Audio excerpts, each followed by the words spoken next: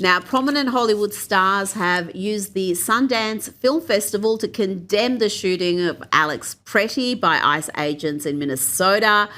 One of these actresses, Olivia Wilde, I featured her earlier, said she was appalled. She was wearing an ICE Out badge. Let's hear from her again. The world is hurting right now, and this country is hurting, and it's appalling. I'm appalled. I'm sickened. And we can't go another day just sort of accepting this as our new norm. It's outrageous. People are being murdered. Natalie Portman also had a lot to say, Kinsey. Yeah, I mean, there is something surreal about condemning ICE while standing at an elite Sundance event surrounded by wealth and status. That disconnect is why critics see moments like this as virtue signaling rather than meaningful advocacy. I would take Olivia Wilde much more seriously if she said, and that's why I've donated this amount of money to the victim's family. But you never hear that. But yes, Natalie Portman also said that while they were at Sundance, she felt like she was seeing beauty from Americans. They're showing up for each other, protecting each other, and fighting for their freedom. She said it's a bittersweet moment to celebrate something we're so proud of on the backdrop of our nation in pain. So I don't know. It's a double-edged sword.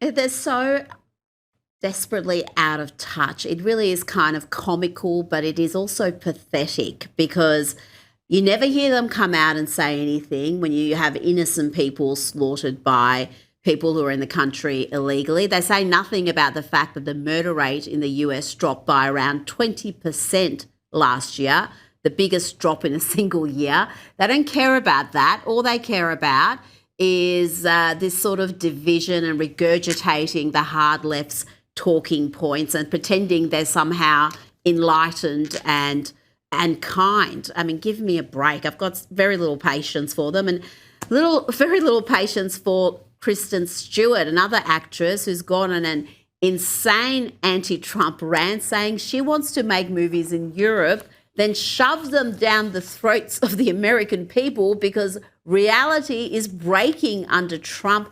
Kinsey, she is about the worst actress, I think, that's come out of Hollywood in the last 2 decades. But tell me about this new political activism from her.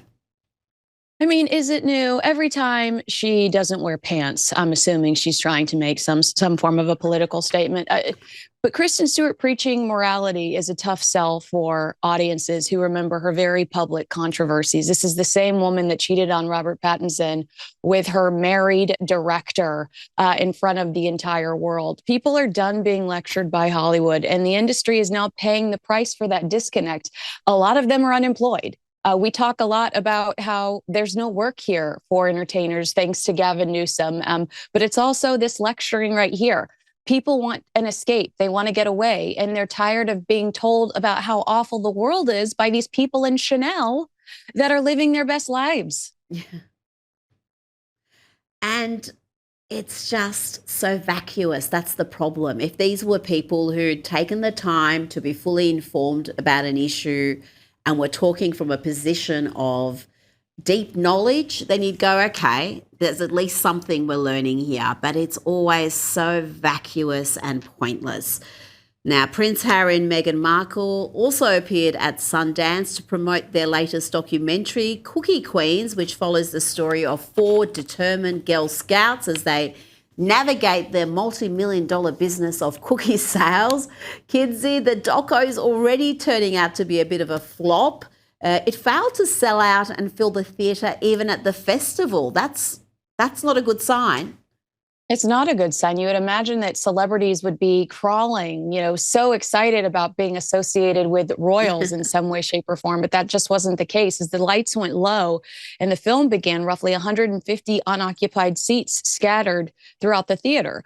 Page 6 reports that waitlisters, which are, the nobodies, slowly filled empty places that were reserved for the high-profile Sundance pass holders who mostly ignored the visiting royals. The night before, just to give you an idea, the same theater was so packed for the invite premiere that 100 ticket holders were turned away. So it's not a good look. But We do love Girl Scouts. We apologize that Meghan Markle's gotten involved with them, but God love Girl Scouts.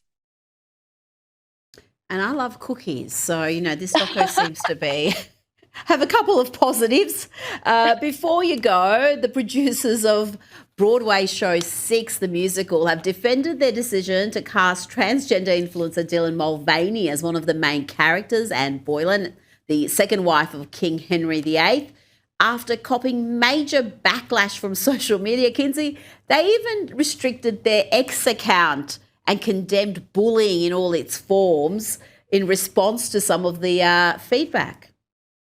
Look, some of the commentary is fair, and that feedback is the feedback getting under Dylan's skin. Some people are challenging whether Dylan earned this spot for their talent or was given the opportunity based on their infamy. Dylan believes they have the talent. Not my favorite, Anne Boleyn, but I will tell you that if King Henry VIII would have caught Anne Boleyn with a hot dog down there, she probably would have lost her head a lot sooner.